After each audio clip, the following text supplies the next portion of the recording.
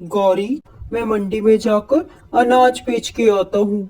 कालू, पर तुम्हारा गधा तो तुम्हारी तरह आलसी ही है। तुम कब अनाज बेचने जाओगे और कब लौटोगे? गौरी, तुम घबराओ नहीं, आज मैं जल्दी घर लौट आऊंगा। तुम बस मेरे आने तक खिचड़ी तैयार रखना।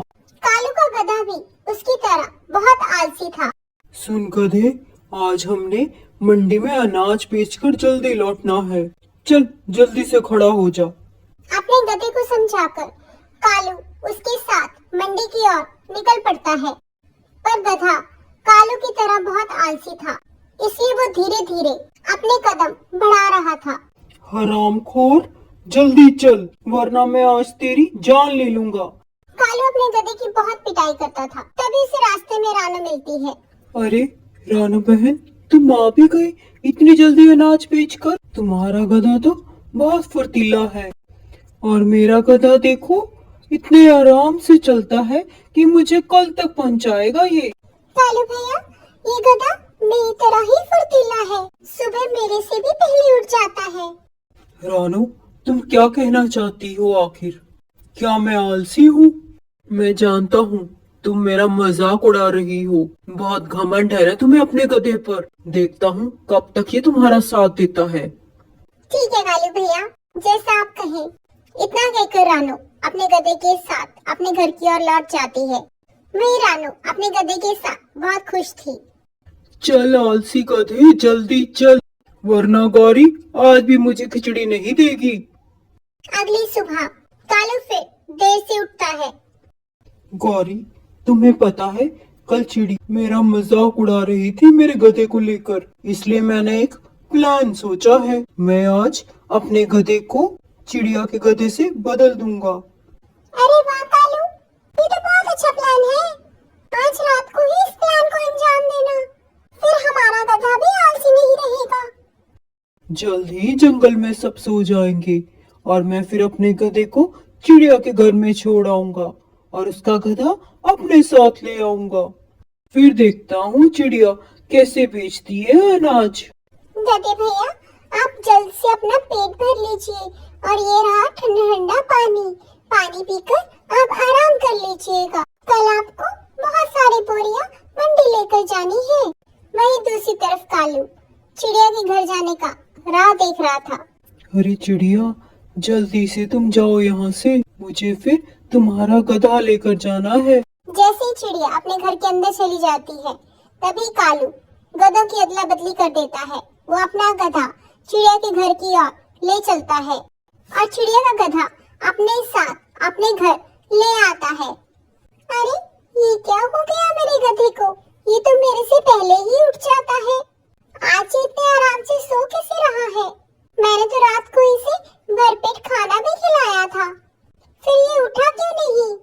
मैंने इसे बताया था आज मंडी में बहुत अनाज देना है। ये ऐसे आलस क्यों कर रहा है? गधे भैया, उठे गधे भैया, हमने मंडी जाना है। आप जल्दी से अपना पेट भर लीजिए ताकि हम जल्दी से मंडी जा सके। कुछ ही देर में चिड़िया अपने गधे के साथ मंडी की ओर निकल पड़ती है, पर आज उसका गधा उसका साथ नहीं दे रहा था। वो धीरे धीरे अपने कदम बढ़ा रहा था। क्या हुआ गधे भैया, जल्दी चले, ऐसे तो शाम हो जाएगी। मुझे शाम से पहले घर लौटना है। पर उस गधे ने चिड़िया की एक ना सुनी। चिड़िया को लौटते हुए शाम हो गई। हे भगवान, क्या हो गया है मेरे गधे को? वहीं दूसरी तरफ कौवे का गधा जो उसने चिड़िया से चुराया था, कालू उसकी मदद से झट से मंडी में अनाज बेचकर घर लौट आया था। वाह गधे, तुमने तो मेरे 3 दिन का काम एक ही दिन में कर दिया। इसी खुशी में अगले 3 दिन तुम आराम करोगे। अब हम हफ्ते में 2 बार ही जाया करेंगे। इतना अच्छा गधा पाकर कालू बड़े सुकून से अपनी जिंदगी काट रहा था। वाह, मेरा मालिक कितना अच्छा है। मुझे अब ज्यादा काम करने की जरूरत ही नहीं पड़ती। हफ्ते के 6 दिन बड़े आराम के होते हैं अब मेरे। कालू की संगत की वजह से चिड़िया का गधा भी जो इतना तंदुरुस्त था, आलसी हो चुका था। वहीं कालू का गधा अब चिड़िया की संगत में पहले की तरह आलसी नहीं रहा था। वो अब चिड़िया के साथ सुबह होने से पहले ही मंडी में अनाज बेचकर वापस आ जाता था। वहीं दूसरी तरफ कालू अपने इस गधे से भी बहुत परेशान हो चुका था। वो इसे भी बहुत मारता, पर गधा उसकी एक भी ना सुनता। कालू की संगत में उसका गधा उसके जैसे हो गया। इसलिए हमें हमेशा अच्छी संगत में रहना चाहिए और जीवन में आलस को त्यागना चाहिए। मुझे जल्दी घर आ जाइए, मुझे अकेले बहुत डर लगता है। मेरी पत्नी घर में अकेली है, मुझे जल्द ही अपने घर लौटना होगा। सी टुन्नू चिड़ा जल्दी जल्दी उड़ रहा था। बारिश तेज होती जा रही थी कि अचानक ही एक पेड़ उस पर आ गिरा और टुन्नू चिड़े की मौत हो गई। टुन्नू जी अभी तक घर नहीं लौटे, मैं जरा बाहर देख कर आती हूँ। ऐसा सोचकर रानू चिड़िया घर से बाहर चली जाती है। तभी उसके घर की छत पे गिर जाती है। रानू बहुत बुरी तरह से डर जाती है। हे भगवान, अगर मैं घर के अंदर होती तो अभी तक मर जाती। ऐसा करती हूँ, एक पेड़ के नीचे बैठ जाती हूँ। फिर रानू चिड़िया एक पेड़ के नीचे बैठकर अपने पति का इंतजार करती है, पर उसे क्या पता टुन्नू तो कब का मर गया, वो कहाँ वापस अब आने वाला है। काफी देर बीत जाती है लेकिन टुन्नू चिड़ा घर नहीं आता और रानू के पेट में भी दर्द शुरू हो जाता है। हे प्रभु, ये कैसा कठिन समय है। मेरे पति भी मेरे पास नहीं है।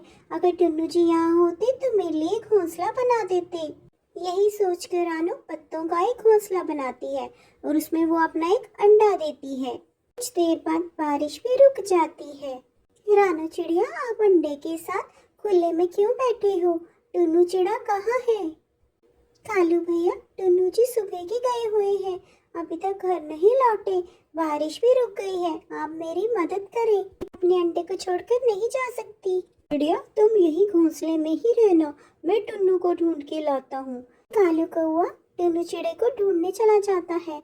उसे टुन्नू की लाश मिलती है, जिसे देखकर वो सोचता है अगर मैंने अभी रानू को इसके बारे में बता दिया तो रानू ने अभी अभी तो अंडा दिया है, इस गम से रानू कहीं मर ही ना जाए। मैं ऐसा करता हूँ, जब तक रानू के अंडे से बच्चा नहीं निकलता मैं उसे टुन्नू की मौत के बारे में नहीं बताऊंगा। यही सोचकर कालू रानू के पास वापस चला जाता है। कालू भैया, टुन्नू जी कहाँ है? रानू चिड़िया, मैंने उसे सारे जंगल में ढूंढ लिया पर टुन्नू मुझे कहीं नहीं मिला। लगता है बारिश के कारण किसी के घर की पनाह लेकर बैठा है वो। शायद आप ठीक कह रहे हैं। अच्छा चिड़िया, अब तो तुम्हारा घर भी नहीं रहा, कब तक इस घोंसले में रहोगी? पता नहीं कालू भैया, भगवान को क्या मंजूर है। चिड़िया बहन, तुम मेरे साथ मेरे घर चलो। जब तक तुम्हारे अंडे से बच्चा नहीं आ जाता तुम मेरे साथ ही रहना। कालू उसको अपने साथ घर ले आता है। कालू की पत्नी गौरी दरवाजा खोलती है। कालू जी, आप इस चिड़िया को यहाँ क्यों लेकर आए हो? गौरी, ये क्या बात हुई? पहले अंदर तो आने दो, मैं तुझे सारी बात बता दूंगा। चलो चिड़िया बहन, अंडे को आराम से रख दो। चिड़िया को देखकर गौरी को तो बहुत गुस्सा आ रहा था। कालू ने उसे खाने को दाना भी दिया पर गौरी को ये बात हजम नहीं हो रही थी। वो साइड पे ले जाकर कालू से पूछती है, हाँ बताओ कालू, क्या हुआ, क्यों इस चिड़िया को घर ले आए?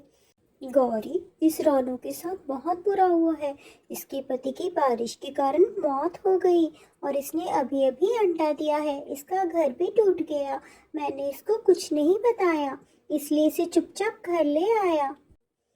ठीक है कालू, पर ज्यादा दिन मैं इस चिड़िया को घर नहीं रहने दूंगी, पहले से ही बता रही हूँ तुम्हें मैं। चिड़िया भी गौरी का स्वभाव को जानती थी। गौरी बहन, मुझे बहुत भूख लगी है, थोड़ा खाना मिलेगा? हाँ चिड़िया, मेरा कालू तुम्हारे लिए ही तो जंगल जा जा के दाने लाता है। उसे तो सारा दिन और कोई काम ही नहीं, तुम्हारा ही तो पेट भरना है उसे। हाँ हाँ, पर तुम तो फ्री के खाते रहो, तुम्हारा क्या है? गौरी इस तरह चिड़िया को खूब सुनाती, लेकिन चिड़िया बिल्कुल खामोश ही रहती। वो बस अपने पति टुन्नू को याद करती रहती। टुन्नू जी, आप कब आएंगे? मुझे आपकी बहुत याद आती है। हमारे अंडे में से बच्चा भी निकलने वाला है, जल्दी मेरे पास लौट आए। इस तरह से कुछ दिन निकल गए और चिड़िया के अंडे से बच्चा भी बाहर आ गया। कालू भैया, आपका बहुत बहुत शुक्रिया। देखिए, अब मेरा बेटा भी बाहर आ गया है मेरे अंडे से। अब मैं चलती हूँ। आपका शुक्रिया। बहन, अभी अभी तो आपके अंडे से आपका बेटा बाहर आया है। अभी ये बहुत छोटा है, इसे कोई ना कोई चील खा जाएगी अगर आप यहाँ से जाएंगी तो। आप यहीं पे रहो। हाँ चिड़िया, कालू जी सही कह रही है। मैं तुम्हारे बेटे का पूरा ध्यान रखूंगी जब तक ये बड़ा नहीं हो जाता। मेरे साथ जाकर भोजन ले आया करना। ठीक है गौरी बहन। ऐसा कहकर कालू और चिड़िया रोज खाना लेने जंगल की ओर निकल जाते और गौरी घर में रहकर उसके बेटे का ध्यान रखती। अच्छा हुआ, अब चिड़िया भी हमारे लिए दाना लेकर आया करेगी। अरे भैया चलो इस दिशा में चलते हैं, यहाँ पे दाना जरूर मिल जाएगा। नहीं नहीं चिड़िया बहन, हमें यहाँ पे कोई दाना नहीं मिलेगा, वापस चलते हैं। उस दिशा में टुन्नू की लाश थी, इसलिए कालू उसे जाने से रोकता था। थोड़ी देर बाद कालू और रानू उसी जगह पर पहुंच जाते हैं जहाँ टुन्नू की मौत हुई थी, जिसे देखकर रानू बहुत रोती है। चिड़िया बहन, टुन्नू मर चुका है, मुझे माफ करना। मैंने आपसे ये बात छुपाई क्योंकि आपने अभी अभी अंडे को जन्म दिया था, इसलिए मैं आपका दिल नहीं तोड़ना चाहता था। मुश्किल से कालू चिड़िया को वापस घर लाता है। कालू भैया आपका बहुत बहुत शुक्रिया, आपने मेरी बहुत ध्यान रखा। पर अब मुझे सच्चाई का पता लग चुका है, अब मैं टुन्नू जी के बिना रहना सीख लूँगी। इसी तरह सोचते सोचते रानू ने घास की रोटियां बनानी शुरू कर दी, जो सब जंगल वालों को बहुत पसंद आई और इसी से उसने अपना घर भी बना लिया और वो खुशी खुशी रहने लगी। प्यारे बच्चों, अच्छाई का रास्ता हमेशा अच्छा ही होता है।